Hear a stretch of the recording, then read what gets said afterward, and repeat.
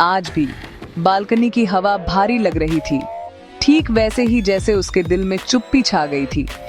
अनन्या वहीं खड़ी थी, दूर गुवाहाटी शहर की टिमटिमाती रोशनी को देख रही थी। सिगरेट को अपने होठों तक लाते हुए उसके हाथ कांप रहे थे। आज रात ये रिबेलियन का एक छोटा सा काम था। लाइटर की लौ टिमटिमाई, उसके चेहरे पर एक पल की चमक बिखेरते हुए उसे खांसी आई। ये उसका सीक्रेट टाइम था। इसके बाद की चुप्पी पहले से भी ज्यादा तेज थी, लेकिन इस बार वह इसका सामना करने के लिए तैयार थी। हमेशा ऐसा नहीं था। उसकी यादें चमकीले रंगों में रंगी थीं। वह आयुष्मान और थुपू लिविंग रूम में हंसते हुए लौट-पोट हो जाते थे। हे थुपू, और जोर से गाओ, पड़ोसियों को भगा दो। आयुष्मान दा, मैं तुमसे ज्यादा अच्छा गा सकती हूँ। पिकनिक के दिनों में गर्म धूप में उनके दिल भरे हुए थे। थुपू तितलियों का पीछा करती, आयुष्मान गिटार बजाता। अब गिटार पर धूल जम गई है और लिविंग रूम में चुप्पी गूंजती है। जिस दिन आयुष्मान गया, वह दिन साधारण था। कोई लड़ाई नहीं, कोई अलविदा नहीं, बस शांत स्वर में कहा गया, मुझे थोड़ी जगह चाहिए अनन्या, मैं दिल्ली जा रहा हूँ। उसने उसे जाते हुए देखा, यह मानते हुए कि वह वापस आएगा। लेकिन दिन हफ्तों में बदल गए और चुप्पी बढ़ती गई। उसका परिवार, जो कभी गर्मजोशी वाला था, अब दूरी बनाए रखता था। थुपू को दूर रखा गया, वह केवल भ्रमित आंखों से देखती रही। अनन्या, तुम वहाँ हो? थुपू की जॉयफुल आवाज की कमी एक नए तरह का दर्द था। उस जीवन का दरवाजा चुपचाप लेकिन मजबूती से बंद कर दिया गया था।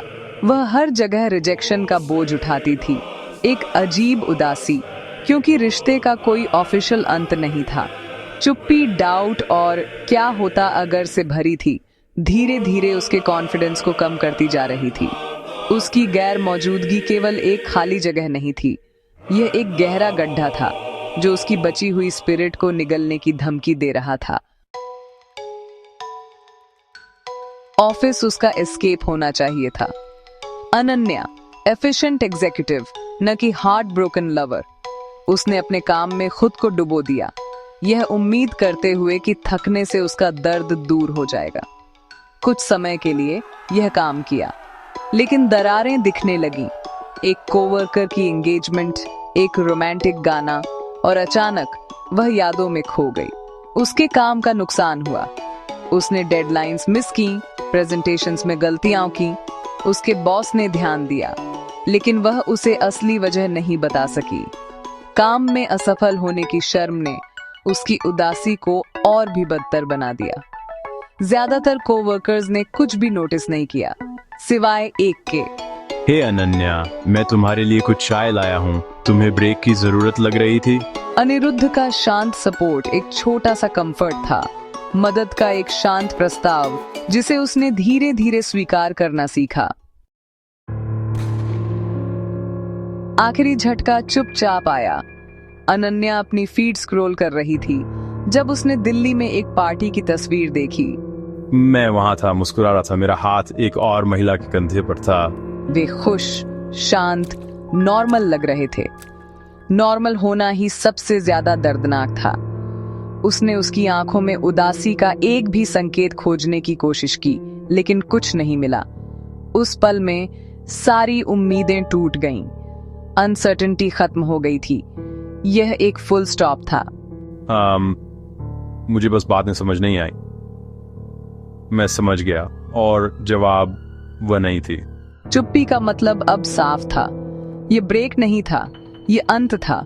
वह बिस्तर पर बैठी रही, स्थिर, तस्वीर उसके दिमाग में छपी हुई थी। उस रात वह बालकनी पर नहीं गई। दर्द इतना ज्यादा था कि उसे सहना भी मुश्किल था। छोटे रूटीन के लिए भी वह रोई नहीं। दर्द से आंसू सूख गए थे। चैप्टर खत्म हो गया था। वह एक ऐसे प्यार के भूत के साथ अकेली रह गई थी जो अब ऑफिशियली मर चुका था। उस तस्वीर के बाद अनन्या को लगा कि वह भटक रही है। ठीक होने के बड़े कदम असंभव लग रहे थे, इसलिए उसने छोटे से शुरुआत की। अपनी माँ की रसोई में मदद करना उसकी थेरेपी बन गई। काटने की लय, मसालों की खुशबू, रूटीन का कंफर्ट। धीरे धीरे घर फिर से घर जैसा लगने लगा। उसने फर्नीचर को फिर से व्यवस्थित किया, नए पौधे खरीदे और अपने परिवार के स्थिर प्यार में कंफर्ट पाया। हर दिन उसने अपने दिल को एक एक करके एक एक छोटे काम से फिर से जोड़ा। अनन्या को पता चला कि जब आप दुखी होते हैं तो दोस्ती मुश्किल हो सकती है। हिबा, उसकी सबसे अच्छी दोस्त, ने दूरी बनाए रखी। उसकी सलाह इम्पेशेंट लगने लगी थी। तुम्हें बस आगे बढ़ना है। हिब्बा की चुप्पी एक नए तरह का दर्द बन गई। एक दोस्ती फेडिंग हो गई क्योंकि कोई अंडरस्टैंडिंग नहीं थी। अनन्या ने उनसे संपर्क करना छोड़ दिया। इस नए नुकसान से उतना ही दर्द हुआ जितना आयुष्मान को खोने से हुआ था, लेकिन अनिरुद्ध का सपोर्ट कोमल और गहरा था। हे, मैंने तुम्हारी डेस्क पर एक किताब छोड़ी है, सोचा तुम्हें पसंद आएगी। वह उसे फनी वीडियोस भेजता था, उसे ठीक करने की कोशिश किए बिना सुनता था और शांत कंपनी देता था। काम के बाद वॉक पर जाना है, हम बस बात नहीं कर सकते या किसी भी चीज के बारे में बात कर सकते हैं। उसके साथ खुश रहने का कोई प्रेशर नहीं था। उसका शांत धैर्यवान सपोर्ट एक लाइफलाइन था। कुछ लोग आपके जीवन में स्टॉर्म नहीं लाते, बल्कि एक नई सुबह की कोमल शांति लाते हैं। जैसे जैसे मौसम बदले, अनन्या को एहसास हुआ कि हीलिंग शांत सरल तरीकों से आती है, दोस्ती और परिवार के जरिए। अनिरुद्ध के साथ उसका बॉन्ड गहरा हो गया। ये कभी रोमांटिक नहीं था, लेकिन रिस्पेक्ट और अंडरस्टैंडिंग पर आधारित था। तुमने आज कमाल कर दिया अनन्या, मुझे तुम पर बहुत गर्व है। उसने उसकी छोटी जीत का जश्न मनाया, बदले में कुछ भी नहीं मांगा। इस करीबी दोस्ती ने उसे सिखाया कि सपोर्ट का मतलब प्यार होना जरूरी नहीं है। उसके परिवार का प्यार, जो कभी दूर का लगता था, अब उसे खुद को फिर से जोड़ने में मदद कर रहा था, एक एक करके। तुमने लंच किया? तुम थकी हुई लग रही हो। चलो, मैं तुम्हें चाय बना देती हूँ। जब मैं तुम्हारी उम्र की थी तो मैंने सोचा था कि हार्ट ब्रेक अंत है, लेकिन अब मुझे देखो। अनन्या, क्या तुम मेरे होमवर्क में मदद करोगी? मुझे अच्छा लगता है जब तुम मेरे साथ होती हो।